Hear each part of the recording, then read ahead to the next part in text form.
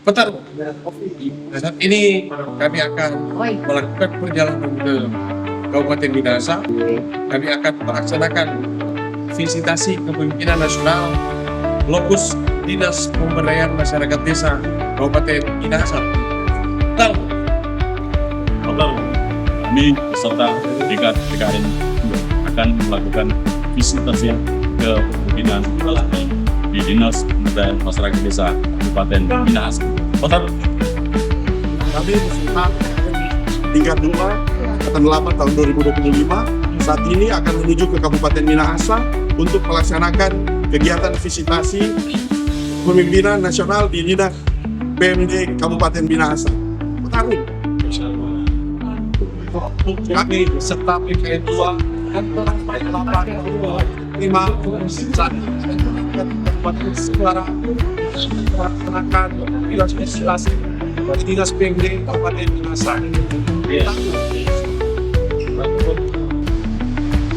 Pertama, nanti kami akan melakukan dalam presentasi nasional di Dinas Pemberdayaan Kabupaten Minahasa.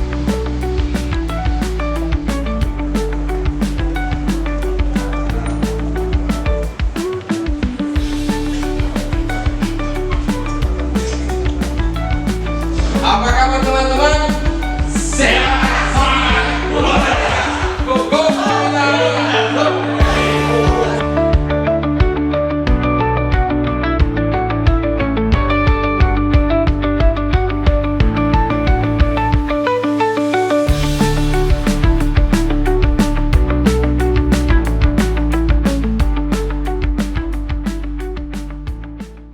Laporan Visitasi Kepemimpinan Nasional Kelompok 3. Tema: membangun kapasitas kepemimpinan birokrasi dalam mewujudkan pertumbuhan ekonomi dan memutus transmisi kemiskinan di daerah. Subtema: kepemimpinan transformasi dalam optimalisasi potensi daerah untuk pertumbuhan inklusif. Lokus: Dinas Pemberdayaan Masyarakat dan Desa, Kabupaten Minahasa. Narasumber Dr. Andes Arthur N. Palilingan, Kepala Dinas Pemberdayaan Masyarakat dan Desa Kabupaten Minahasa. Pendamping: Dr. Paulus Tamaka, MSc. Penyelenggara: Badan Pengembangan Sumber Daya Manusia Daerah Provinsi Sulawesi Utara. Pelatihan Kepemimpinan Nasional Tingkat 2 Angkatan 8, tahun 2025. Nama-nama anggota Kelompok 3. John S. Liu SPI, Ketua. Christian A. Katulu SH, Sekretaris. Claudi Nusi Mokodongan STME, Anggota. J. Kulin MS Mangulu SPMSI, Anggota. Rudi Kures SEAKMM, Anggota. Jack Y.R. Paruntu SAMPD, Anggota. Usman S. Sos MM, Anggota. Johnny A. Aswak SAMSI, Anggota. Roy Y.A. Sumangkut STMT, Anggota. Roy KM Tangkawaro STMSI, Anggota. Nancy Ludong ST, Anggota.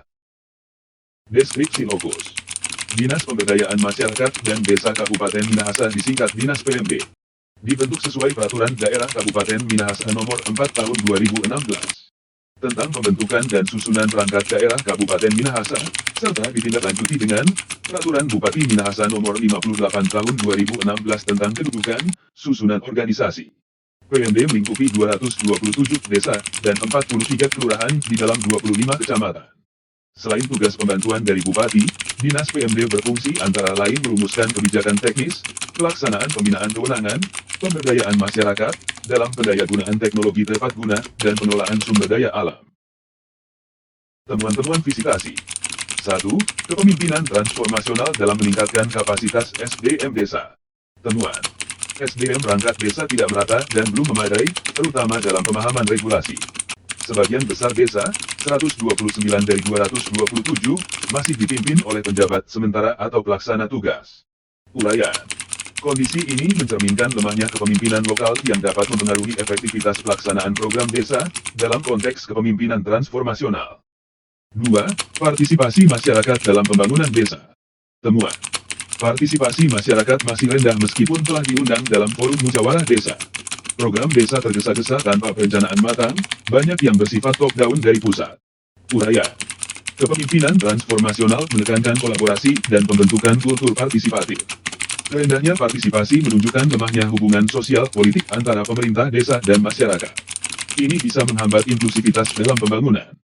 3. Arah penggunaan dana desa dan ketergantungan terhadap pemerintah pusat. Temuan. Dana desa masih banyak diarahkan untuk pembangunan fisik, infrastruktur, bukan pemberdayaan ekonomi rakyat. Ketergantungan pada dana pusat karena rendahnya PRS dan lemahnya BUMDes. Uraian, kepemimpinan transformasional seharusnya mampu membalik paradigma dari konsumtif fisik ke arah produktif berbasis potensi lokal. Ketergantungan pada dana pusat adalah indikator rendahnya kemandirian desa. 4. Pengawasan dan transparansi pemerintahan desa. Temuan. Pengawasan BPD belum optimal. PMD telah melakukan pengawasan keuangan melalui perbuk, monitoring berkala, aplikasi online, papan informasi desa, dan bahkan melibatkan KPK dalam pelaporan. Uraian, pengawasan internal, BPD, masih lemah. Kepemimpinan transformasional perlu membangun transparansi, akuntabilitas, bukan sekadar teknis pengawasan. 5. Permasalahan infrastruktur informasi dan konektivitas digital. Temuan. 10% wilayah desa masih blank spot, tidak terjangkau jaringan internet. PMD mendorong penganggaran fasilitas jaringan internet melalui APBdes. Uraian, konektivitas lemah, tanpa akses jaringan desa tidak dapat menikmati layanan digital seperti Siskeudes Online, Marketplace BUMDes, ataupun pelatihan daring. 6. Tata kelola wilayah dan ketidakjelasan batas desa. Temuan. Moratorium masih berlaku. Dukungan pendanaan untuk pemetaan dari BID belum tersedia. Uraian, ketidakjelasan batas desa. Strategi keunggulan kompetitif berbasis SWOT. Jenis strategi SO, Strengths Opportunities. Formulasi. Gunakan fleksibilitas diskresi S untuk mendorong pelatihan dan replikasi desa percontohan. O. Penjelasan. Transformasi SDM desa melalui program pelatihan dan benchmarking ke desa percontohan akan memperkuat kapasitas. Jenis strategi WO, Weaknesses Opportunities. Formulasi. Atasi keterbatasan SDM WE dengan pelatihan dan kemitraan eksternal. O. Penjelasan. Kolaborasi dengan universitas dan penyedia teknologi dapat menutup celah kompetensi, khususnya dalam teknologi dan kepemimpinan. Jenis strategi ST, Strength Threats. Formulasi. Gunakan model desa percontohan S untuk menghindari pro kontra masyarakat. T. Penjelasan. Desa dengan sistem terbuka akan meminimalkan resistensi sosial dan memperkuat kepercayaan publik. Jenis strategi WT, Weaknesses Threats. Formulasi. Reformasi peran BPD dan perencanaan partisipatif W untuk menghindari konflik sosial. T. Penjelasan. Penguatan peran BPD dan musyawarah yang transparan menjadi alat pencegah konflik dan pembangun inklusivitas. Potensi pengembangan. A. Strengths, kekuatan. Penggunaan Siskeudes Online pengawasan berbasis perbuk, baliho APBdes, serta pelaporan ke KPK dan monitoring pertengahan dan awal tahun menjadi bukti nyata kapasitas desa untuk tumbuh dan mandiri pada desa Seatumpengan, Tonsealama, dan Raranon. B. Weaknesses, kelemahan. Lemahnya perencanaan jangka menengah jurus panjang berbasis data, kapasitas penjabat desa masih kurang, keterbatasan jumlah ASN dan tidak meratanya kualitas aparatur desa. 10% desa masih berada di area blank spot, rendahnya PADes serta belum optimalnya peran BUMDes menyebabkan desa masih mengandalkan dana transfer pusat. C. Opportunities, peluang. Sistematika pelatihan bagi pemimpin desa, dukungan dari Telkom untuk jaringan desa, mengembangkan dashboard desa digital, pengembangan berbasis potensi unggulan lokal. D. Ancaman. Strategi replikasi keberhasilan desa-desa percontohan, mengabaikan pola lama dan kurang terbuka terhadap inovasi berbasis digital dan transparansi. Batas wilayah antar desa belum final serta data kemiskinan dan program tidak tepat. Strategi potensi pengembangan berbasis SWOT. Jenis strategi SO, Strength Opportunities. Formulasi. Replikasi model desa sukses S plus pelatihan berbasis kompetensi O. Penjelasan. Gunakan keberhasilan desa percontohan untuk pelatihan kepada desa lain. Jenis strategi WO, Weakness Opportunities. Formulasi. Atasi lemahnya SDM W dengan program pelatihan strategis O. Penjelasan. Mengembangkan desa leadership camp atau akademi kepemimpinan desa. Jenis strategi ST, Strength Threats. Formulasi. Gunakan sistem digital dan monitoring transparan S untuk cegah resistensi dan konflik. T. Penjelasan. Pemanfaatan aplikasi dan transparansi dapat mereduksi kesalahpahaman publik terhadap program dan kebijakan desa. Jenis strategi WT, Weakness Threats. Formulasi. Buat perencanaan partisipatif dan roadmap pembangunan berbasis data W untuk antisipasi konflik batas desa dan moratorium. T. Penjelasan. Data spasial dan perencanaan inklusif dapat menjadi dasar hukum dan sosial dalam mencegah konflik batas wilayah dan mendukung legitimasi desa. Lesson learned. 1. Kepemimpinan transformasional mampu menjawab kekosongan struktural. Banyak desa mengalami kekosongan jabatan kepala desa definitif, 129 dari 227 desa, sehingga melakukan pengangkatan PJS-PLT secara diskresioner. Pelajaran, fleksibilitas dan diskresi. Implikasi, diskresi harus diikuti oleh pembekalan kapasitas. 2. Transformasi butuh keteladanan dan replikasi model keberhasilan, best practice. Desa Sea Tumpengan, Ton Sea Lama, dan Raranon menjadi contoh keberhasilan dalam pengelolaan dana desa, pemberdayaan, dan inovasi lokal. Pelajaran, desa percontohan menjadi katalis penting untuk transformasi daerah. Implikasi, perlu dibangun sistem learning village atau pusat pembelajaran desa. 3. Digitalisasi dan transparansi adalah pilar utama pembangunan desa inklusif. Optimalisasi Siskeudes online, transparansi anggaran, aplikasi pengawasan berbasis dan inisiasi penganggaran jaringan internet lewat APBDs di wilayah blank spot. Pelajaran, kesadaran literasi digital untuk pendemokratisasi informasi. Implikasi, transformasi digital, perubahan budaya kerja, peningkatan kompetensi SDM, dan kebijakan yang mendorong keterbukaan data publik. 4. Partisipasi masyarakat perlu dibangun melalui dialog dan kepercayaan sosial. Tingkat partisipasi masyarakat masih rendah. Pelajaran, kepemimpinan transformasional dituntut untuk menghidupkan partisipasi warga melalui pendekatan komunikasi yang empatik, dialogis, terbuka dan terlibat. Meaningful. Implikasi, perlu adanya forum warga, pendampingan sosial, serta pelibatan tokoh informal untuk membangun trust-based governance di desa. 5. Pembangunan inklusif dimulai dari tata kelola yang berkeadilan dan berbasis data. BPD belum optimal sebagai pengawas internal dan batas-batas desa belum jelas. Pelajaran, data yang tidak valid dan tidak transparan adalah akar dari eksklusi sosial dan ketidakadilan pembangunan. Kepemimpinan transformasional harus mendorong tata kelola, berbasis data dan akuntabel sebagai landasan bagi pembangunan inklusif. Implikasi, penguatan peran BPD, pemetaan desa berbasis geospasial, dan integrasi data kesejahteraan sosial sangat dibutuhkan untuk menjamin keadilan distribusi program. 6. Kolaborasi multipihak menjadi kunci keberlanjutan dan skala dampak.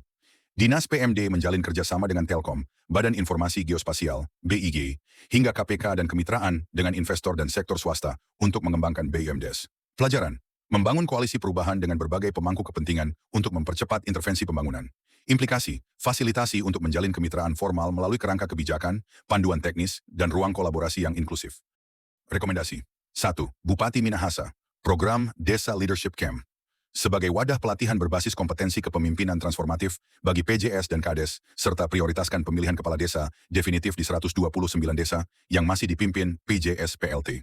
Desa Sea Tumpengan, Ton Sea Lama, dan Raranon sebagai pusat belajar, learning village, untuk replikasi dan studi tiru lintas desa serta inkubasi inovasi. Penyusunan roadmap pembangunan desa 5 tahun, berbasis data spasial dan sosial ekonomi, integrasi pendekatan musyawarah deliberatif untuk memperkuat kepercayaan sosial dan akuntabilitas, pembentukan tim akselerasi BUMDes untuk pendampingan bisnis, inovasi produk, dan akses pasar dan alokasikan dana insentif desa berbasis kinerja, BUMDes, dan peningkatan PADes. Bermitra dengan Telkom wujudkan 100% desa terhubung, terutama untuk 10% desa blank spot, penerapan dashboard desa digital yang terintegrasi dengan data keuangan dan pelayanan publik, mewajibkan pelatihan BPD secara periodik dan evaluasi monitoring kinerja BPD. 2. Gubernur Sulawesi Utara, Desa Sulut Academy dijadikan pilot untuk penguatan kapasitas desa skala provinsi. Platform terpadu Sulut Desa Digital digunakan seluruh desa untuk perencanaan, keuangan, pengawasan, dan transparansi, dan gunakan basis data real-time untuk mendukung kebijakan di level provinsi. Bentuk tim mediasi batas wilayah desa provinsi yang melibatkan BIG, camat, dan tokoh masyarakat, dan prioritaskan penyusunan peta desa digital lengkap dalam sistem informasi geospasial Sulut. MOU Provinsi dengan Telkom, KPK, Bappenas, dan sektor swasta untuk mendukung Smart Village, transparansi, dan inovasi desa, dan bangun kemitraan ekosistem desa inklusif melalui CSR perusahaan di sektor perkebunan, pariwisata, dan industri kecil. Advokasi ke pemerintah pusat untuk pelonggaran moratorium, pemekaran desa dengan justifikasi teknokratik, berbasis data pembangunan dan kebutuhan wilayah, dan sinkronkan program pusat agar adaptif terhadap potensi dan kebutuhan lokal di Sulut. Demikian laporan ini kami buat. Atas perhatiannya disampaikan terima kasih.